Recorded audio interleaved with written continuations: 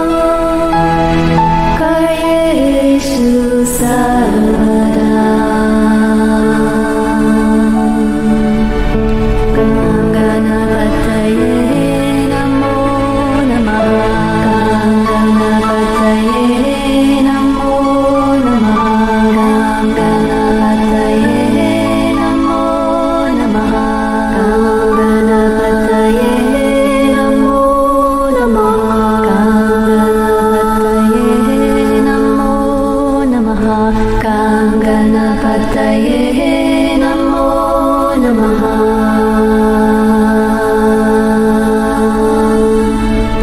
Gam Ganapataye Namo Namaha. Gam Ganapataye Namo Namaha. Jai Ganesha Gananata Dayaniti Sakala Vignakara Dura Hamari.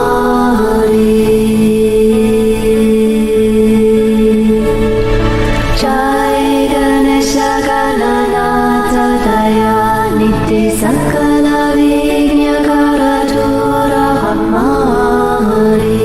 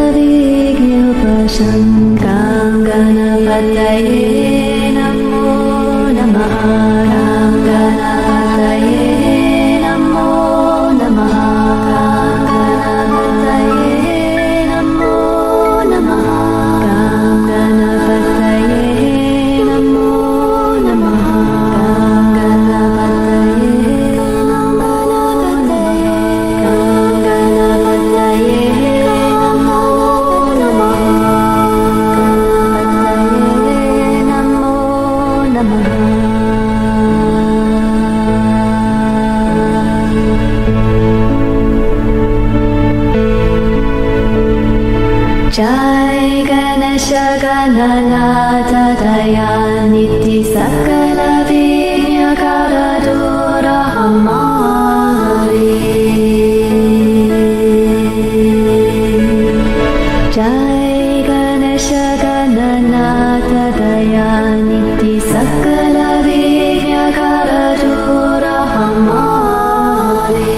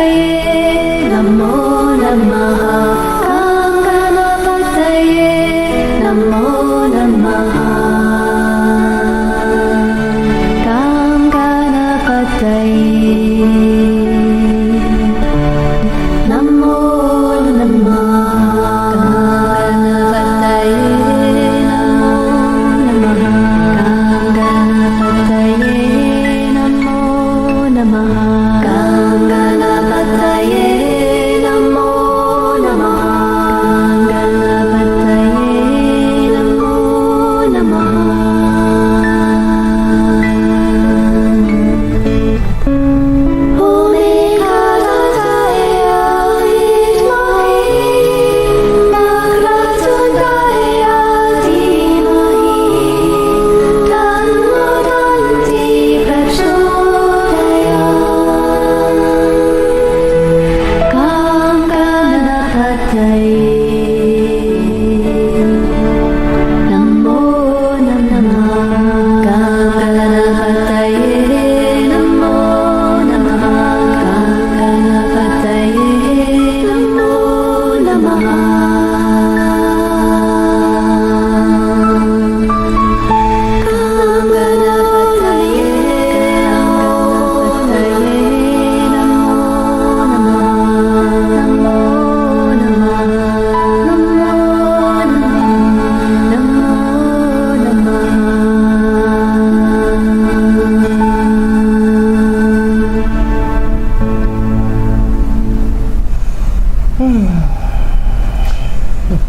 Namaste. Namaste. Welcome to our weekly online satsang.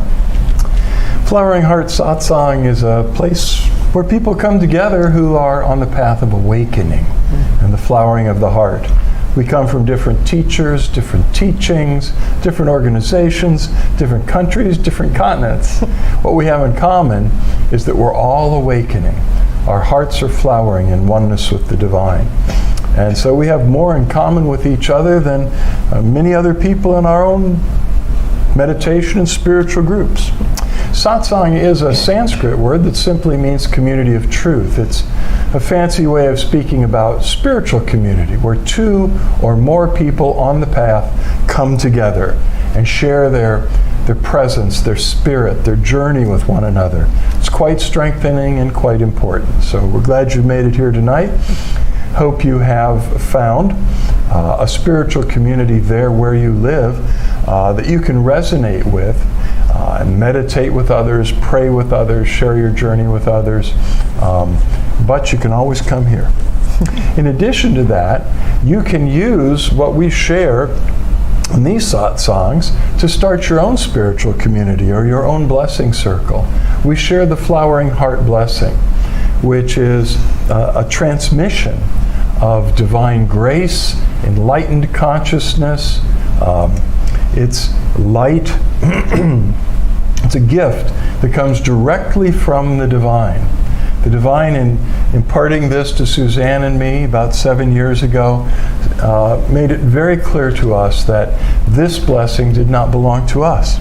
It did not belong to any saint or master or avatar or organization or hierarchy of any kind. It comes directly from the divine to quicken, to enliven, to catalyze the awakening and unfolding of those who request it. So it truly will support you regardless of what tradition you come from, what you believe or don't believe. It's one of the things we really love about it. Another thing we love about it is the divine said it's grace. And grace is a free gift, unearned, undeserved. It's something that's given out of the motive of unconditional love. So the divine said, don't charge for this. Grace is a free gift. So give it freely. And tell people when they receive this blessing, which you are right now, you're soaking in it, that you have been and are immediately initiated to be able to impart this blessing to others by serving as a vessel, just inviting the divine to pour through you the grace that's needed by that individual that's before you in prayer or meditation or in person in the flesh. With their informed consent, you can lay your hands gently on their head and just invite the divine to pour the Flowering Heart blessing through you, and it happens. It just does. Always. If you need to know more about it, you can go to our website, floweringheart.org. And there's a whole lot on that website about blessing and the power of blessing, which goes by various names. Shaktipat, Diksha, Ph.D. in Tibetan. I mean, we could go on and on. But the transmission of spiritual grace is such an important ingredient, catalyst in all the great mystical traditions. And on our website you can find out a lot more about it. But there's a 36-minute video there which you're welcome to take, download, have a meeting, invite a friend over and just hit the play button. And in 36 minutes you get a lot of understanding of blessing, the Flowering Heart blessing, what it's about, and you're led in a brief meditation for initiation, which some people like a fancier ride than just saying, you got it, now do it. But you could easily start a weekly blessing circle or meditation group or spiritual community just in the beginning, just playing that video. Because you get immersed in the energy, and then you're ready to start sharing the blessing with each other. So I encourage that. I also encourage that if you drop in on this satsang, whether it's tonight or in the days ahead, and you get this far, give us a like or a love. click on the heart or the thumbs up, and that way we can find out that you were here. Otherwise, you just came through anonymously, which is okay, I guess, if you want to do that.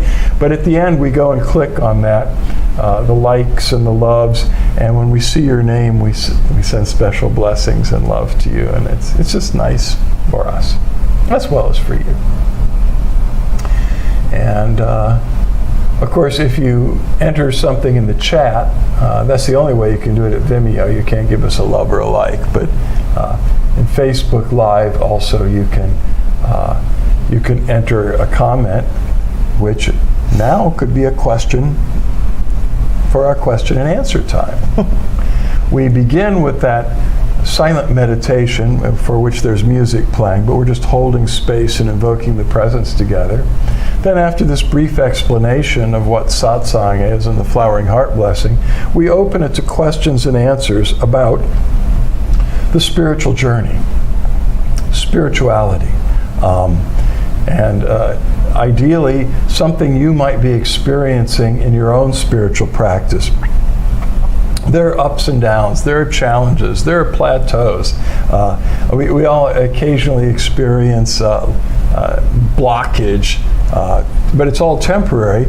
And even though our journeys may be very different, they parallel each other. And after you've covered enough of the terrain, you see that all of us go through similar challenges. So when you share it, what you're struggling with, or what you'd like more clarity or understanding about, it catalyzes the divine to inspire us with an answer that helps everybody. So, should you choose to accept it, that's your mission. And it's not impossible. All you've got to do really is share some of your puzzlings, what you've been thinking about, struggling with, seeking, and we'd be glad to give you a reflection. So wait a few minutes for that, and then after that is finished, we go into some deeper, we're sending the flowering heart blessing continuously. So you're receiving it now. You can just soak it up and drink it in and get recharged and built up and filled with light. But a little later on, we're going to focus on that exclusively and take strong intentions and invoke the divine presence to intervene in your life or in the lives of the people that you've brought with you in your heart tonight. Whatever burden you're carrying, we're going to ask the divine to give you exactly what is needed to solve that situation. And then we'll conclude with the open eye light meditation at the end, which we'll talk about when we get there. Right now, I'm just going to wait a few minutes for a question or a comment. I think every time you visit this satsang, you should, I'm going to say should, not a happy word. You could take a moment right before you enter the satsang or right after during that 10 minutes and ask the divine if there's something that you might contribute, that you might share in terms of a question or an insight. And listen to that still small voice. When you ask, is there something I might be able to ask that would be a catalyst in the satsang, the divine will inspire you in the same way it inspires our answers and our reflections on those questions. So don't race to the gate.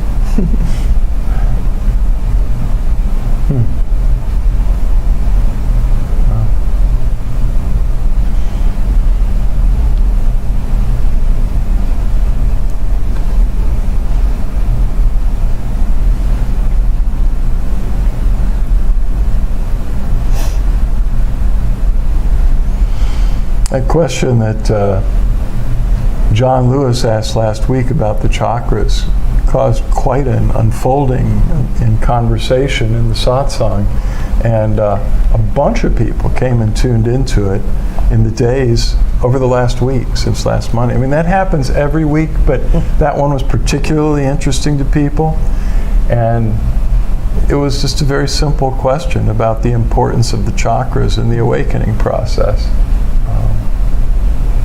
But I guess everybody here tonight already knows everything. No more books, no more teachers, no more teachings. Just want to soak in the energy. More says, we will have elections here this week. I ask for your prayers. Well, you certainly will have that. Yep. Indeed, you will. And there are a number of people that we're bringing to the satsang tonight in our hearts who are in need of healing. So we'll be holding special intentions for all of your loved ones and family members who might be in need of healing grace. On all levels. On all levels. Well, that's true, and emotional, but we certainly know people who have been dealing with cancer and COVID and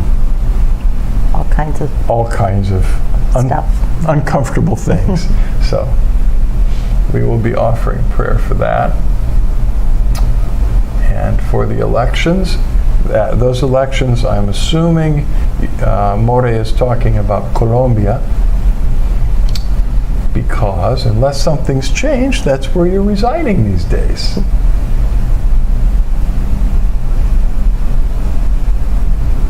It's interesting how the questions catalyze a really great discussion, and it's like we don't know what we're going to be asked. We're just open to the divine to, come through and give us what we need to pass it on.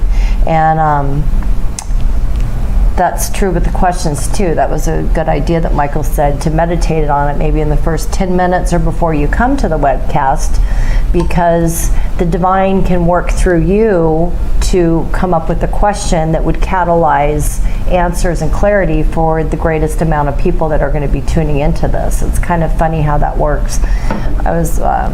We pick up trash on the beach, and I play this little game of, if I need a vessel to carry it all, then the beach will provide it for me.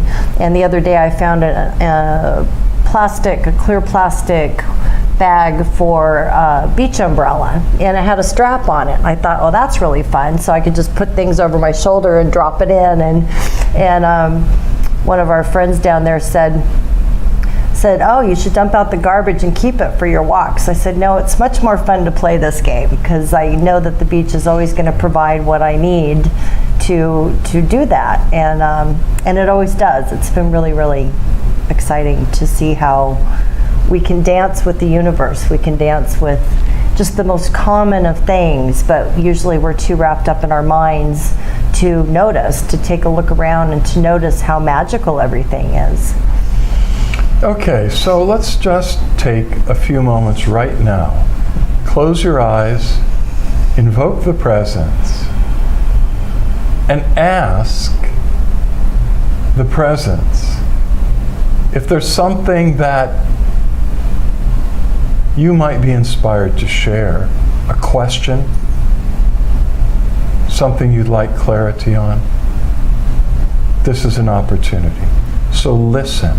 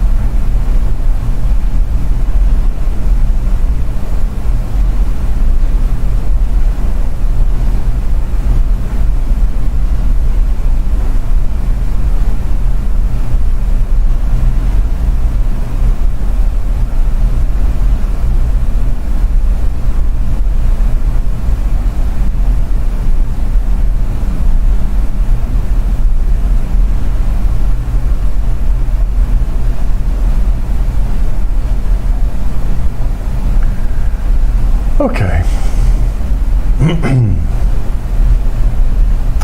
So, someone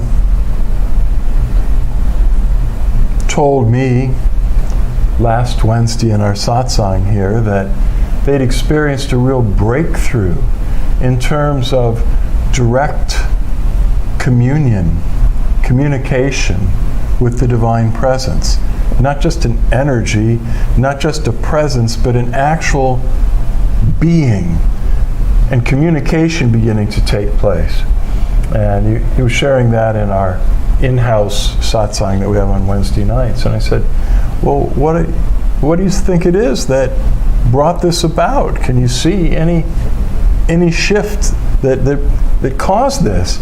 And he said, yeah, I started finally to do what you've been telling me to do for years, which is talk to the divine, as if the divine isn't far away, as if we're not separate and there's no wall between us, as if all the things we've been saying are true, that the divine is our true essence, it is our true self, our essential nature, and it's closer than anything else because it is your very own center, but it's always there, always listening, always open. And he said, so I just began to talk to it. I don't know why it took me so long. And everything has begun to change. And things tend to come in waves. Someone asked me the same question then in a online session that I was doing with someone that I've been mentoring. And how can I, get that on speaking terms with the divine? It's like, I want to hear people tell me this person works with many other people in a therapeutic setting, and one of their clients had this amazing experience of the divine just beginning to speak to him. And this one who was the counselor said, I want that. So what do I do? And a verse of scripture came to mind for me. Sometimes I think in terms of scripture because I spent so many years meditating in it. But this is from the prophet Jeremiah. Jeremiah 33 verse 3. Call unto me, and I will answer you and show you great and mighty hidden things which you do not know. And I said, that's a nice verse of scripture. But what does it say, actually? It says, if you call me, I will answer. And this person had been waiting for the divine to come up and say, hey, I want to talk to you. And it's like, the divine is talking all the time. There's, I only hear silence, and that's all I want to say. Well, a mentor of mine many years ago said silence is God's original language. But silence and emptiness doesn't mean without richness, without depth, without meaning, without insight. God often communicates in the silence. And it may not always be like that client of my friend who heard a voice. That's nice. We'd all like to hear God waltz up, God the Mother, God the Father, God anybody, and begin to speak to us in a meaningful way that we could actually hear words. And some of us actually have that kind of gift, but that isn't the way everyone experiences it. The divine answers in different ways. So oftentimes I'll pour out my situation and my need, my feeling to the divine, and I always feel the divine presence. I'm blessed to always be in the presence and feel the presence, but I didn't hear an answer.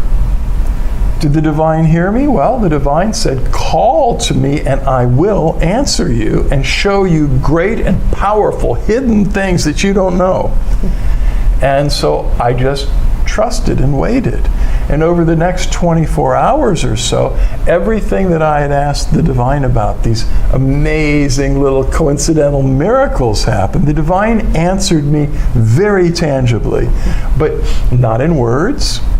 not with visions. Oh, we also like visions. Isn't that nice? You know, to see with your eyes closed, kaleidoscopic fractal patterns with multicolored, you know, beautiful stuff. There are lots of spiritual visions in many planes of existence that some clairvoyants can see energy, spirit, presence in beautiful ways. We don't all have that gift, do we? But we all have the gift of oneness with the divine. And the promise, if you call, see, there's an if to that. Call to me, call unto me. And so my counselee said, but I'm calling all day long. And I said, what does that sound like? And they said, help, help, help, help. I'm calling out all the time. And I said, and what happens? I'm not getting an answer. I said, one of the tricks about conversation is listening. You speak, and then you listen to the response. So a lot of times, we pour out and pour out and pour out, asking the divine to do things, to show us things, to keep certain promises, and then we just run on our merry way. We need to take the time to receive the answer. And in my case, the answer was silence, but peace. Because I rolled my care over into the hands of the presence. When you roll the weight of your life or your situation you're wrestling with into the hands of the divine will take it for you. So I just waited. Trusted, and the divine answered me in manifest ways all around me. Awesome. That's even better than hearing some instruction or something like that. So it's noticing that when you call, the divine has been answering, and maybe we haven't been noticing the answers. Prayer, which is conversation. Incidentally, prayer is not asking for stuff. I mean, that's a kind of prayer. It's just one kind that most everybody thinks is praying is asking some anthropomorphic version of God to give you something that you want and getting it. That's a kind of prayer, and that's a much longer discussion. But prayer is conversation. It's sharing of feelings and words and insights, sharing our being. It's communion. So when we ask, we need to then trust and begin to notice how the answer's been coming back to us. Do you want to add anything to that? Okay. I started to see some things here. Mm-hmm. Jennifer says that's awesome and something I've been starting to experience as well. Nice. And she goes on, there are synchronicities each week with what ends up being discussed here and what I'm experiencing throughout the remainder of the week. Clue. This whole thing's wired. It is. The whole thing. Just like the vessels on the beach. Don't know how they're going to appear, but they just do. This entire manifestation of the universe and our beingness here, all of this is connected in unity, in oneness. And at the very center of it and throughout it is this universal intelligence and presence that is pure love and very attentive to the smallest ant, to the biggest elephant, to a galaxy. You know, this presence is omniscient. It knows everything about everything. So it shouldn't be too surprising, although it is kind of, you know, when you begin to notice that what you go through all week ends up being discussed in satsang, or what's discussed in satsang then starts popping up everywhere you look, and it's beautiful. Yeah, and what happened in the mentoring session with my, the person that I'm working with, And the fact that they even asked me that question just 2 days after the guy had shared what he did in our satsang about beginning to have the conversation with the presence. Well, another thing you can do is you can journal. I don't like journaling. Oh, no, don't get mad at me. Some people do different things. You wouldn't like some of what I do, my spiritual practices, but I respect it. And in this case, if you are trying to converse with the divine and hear what the divine is saying, take a piece of paper and a pen or a pencil and ask what you're seeking, and then just imagine that the divine's actually answering you, and write down what you imagine the answer is that you're hearing but not hearing. And it begins to just flow. Over time, if you keep at it, you'll begin to be able to write down and then get it inside what you couldn't perceive before. And you're also letting the divine move through you when you write it down. So it's connecting your spirit, your soul, your body, your hand, and your pen to the divine presence within you. It's connecting everything. So that can be really helpful. But I don't hear what the divine is saying in answer. Then imagine you do. Let your imagination flow. Imagine what the most beautiful, most all-knowing, most all-loving, and all-powerful being in the universe might respond to that question. Right. Reminds me of an exercise in college. My freshman year, the professor gave us an exercise to do 10 pages of journaling in a composition notebook every day. And I thought it was just a horrible waste of time, and I would sit there and write, I'm writing because I have to. I'm writing, this is really stupid. I'm writing. You know, I just like, and then after, like, my mind just kind of wore out being stubborn. And then I started to write about things that had happened during the day and different connections with things. And by the time I did the first assignment of 10 pages, I was like, wow, there's something to this. I had to bypass the mind and just do a free flow from my heart. And I went back and read it like several years ago. I had saved it, and I thought it was really funny that I had gone through all of this resistance. Then I finally settled in and let go, and it brought up a lot of really great insights.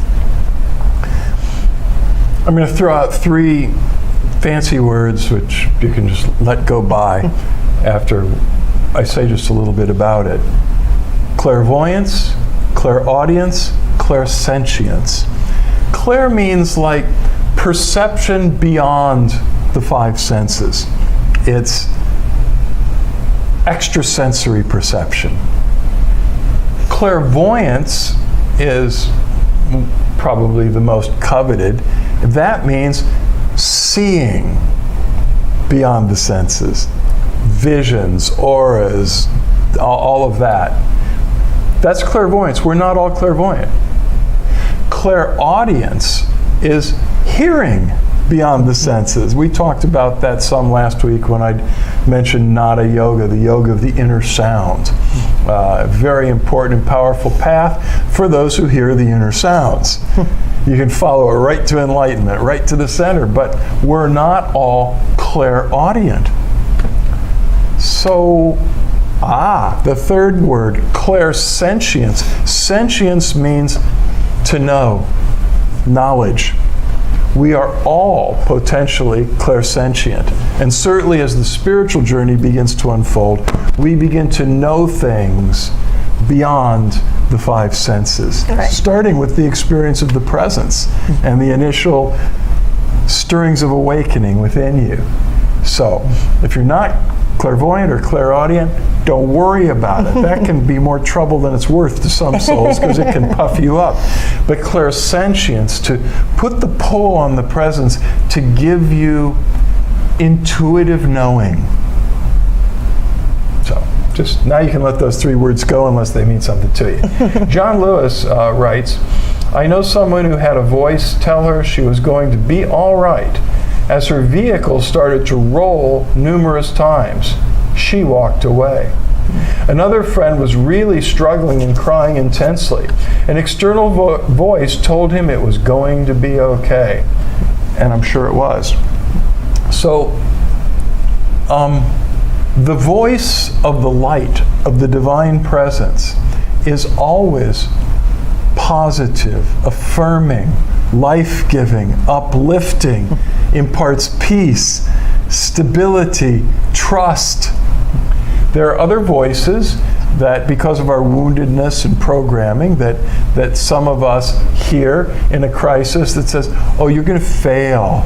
You're going to be wrecked, destroyed. You're going to go broke. You're not going to be healed. You're going to, So the voices that come to our mind, trying to rob us of trust and peace, don't listen to them. One of my early mentors put it this way: feed your faith and starve your doubts. And by that he meant what you put your attention on. Put your attention on that intuition that's coming to you that says, it's gonna be okay. I got your back. And refuse to listen to or put attention, give energy to those voices or those messages. They come to us through lots of places, through the media. I mean, if you listen to a lot of the media and some of the approach to science these days, you might think that human life on Earth is at its last gasp. Well, that could happen any day. I mean, an asteroid or something hit the Earth and the dinosaurs went extinct overnight almost. So, we just don't know about that. But all those voices that are telling us that because of climate change, because of pollution, because of hostile enmity and super weapons being developed, and because of COVID and whoever knows what next scary thing's going to come down the pike, you humans may not survive on this planet. Well, the only positive thing that could come out of that is that fear could drive you to seek the answer. But fear in general is not very helpful. And so we need to begin to not listen to the prognosticators of doom, the predictors of doom and gloom, and we need to listen to the voices that are speaking to us and the books that are speaking to us. And it's hard to find it anywhere on the media, but it's out there, that are speaking to us about the possibilities, about the new earth, which is the reason we're here together tonight, because we're giving birth to a new world rooted in cooperation, harmony, and peace, instead of competition, conflict, and war. They're two. They don't work well together. And I truly believe in my heart that the more of us that can, whatever illusion is going on, whatever Maya is happening that we're hearing about, that we continually return to our hearts and ask for that quiet peace of wisdom, of knowing, of, is this real to me? And when you're in your heart, you start to be living in the present moment instead of worrying about what's going to happen tomorrow or what happened yesterday, or struggling with all of this stuff, or hoarding toilet paper, or it was funny when all of that was happening at the beginning of the pandemic. I'm like, I refuse to buy something out of fear or panic or lack mentality. I'm sure there's going to be more toilet paper, and if not, people survived on this planet for years without it, so we can be creative. Anyway, install a bidet. Yeah. So yeah, if you find yourself getting caught up in the mind and getting caught up in fear and the news and everything happening, just go back into your heart and connect with the divine, and listen to that peace, listen to that, you're going to be okay. Okay. I'm waiting. And then it becomes habit. When you do that so much throughout the day, if you hear something that disturbs you, you could even take it to a further exercise, because if there's something that's disturbing you, you would either have a charge or a program come up, which means that you've got some more inner work to do, or you would know where to focus your prayers and your energy to best serve the whole picture. And I really believe that more of us that are doing this and holding this space each and every day, it's going to get stronger and really have an impact, a ripple effect. Because there's enough people running around in fear. It's time for some of us to anchor in the light. Right? Right. Right. Okay. Let's move on to intent blessing. And so you could close your eyes and center in your heart and invoke the presence.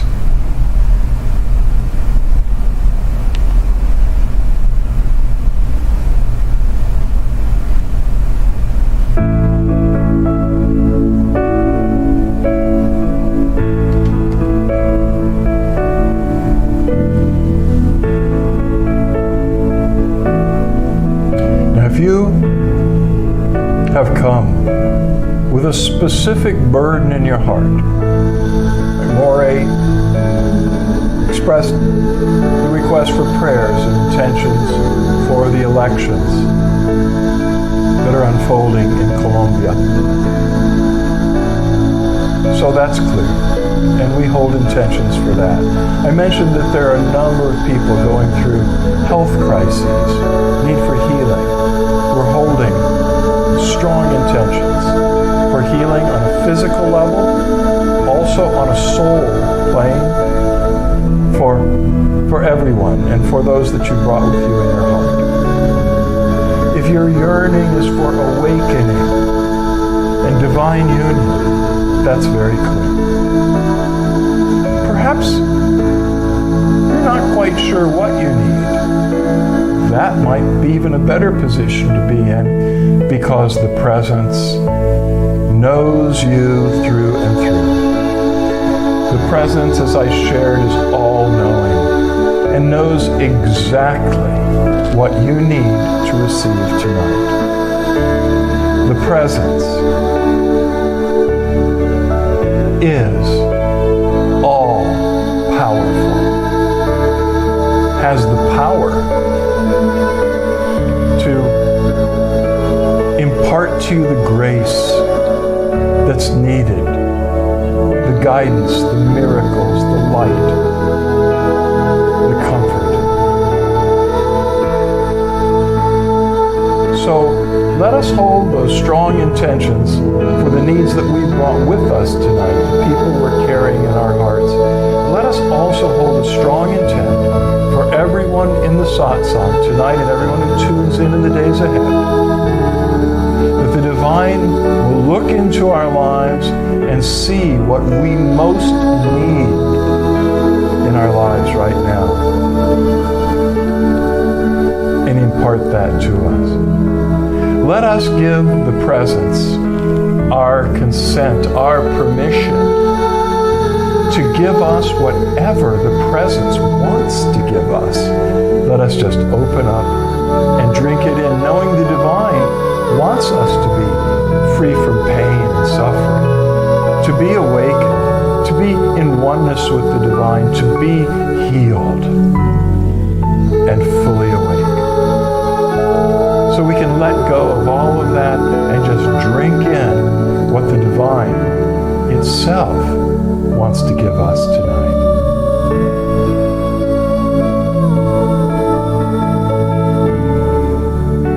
Just drink it in, the blessing of the presence.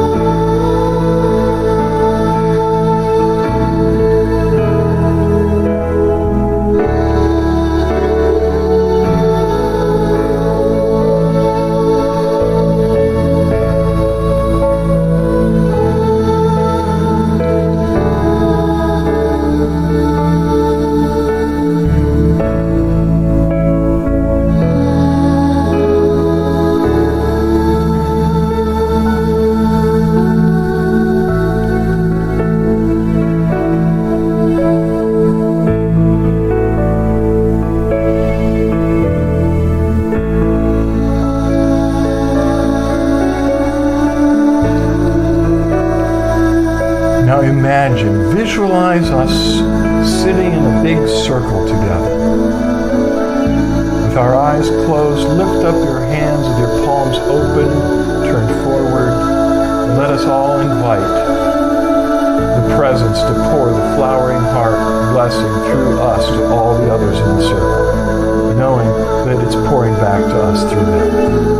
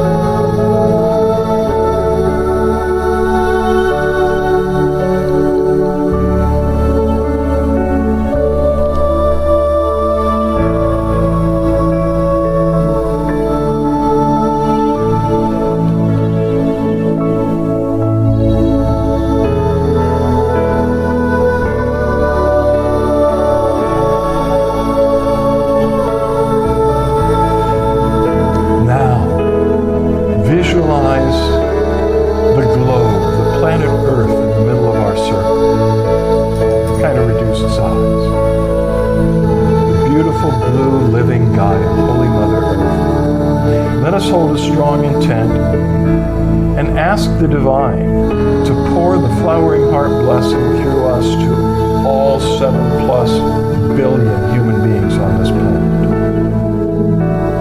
to catalyze the awakening of the heart in oneness with all that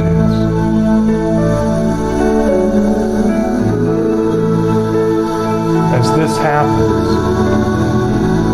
the way we live on this planet will change. Wars will cease. We'll be family and friends with each other and with the earth.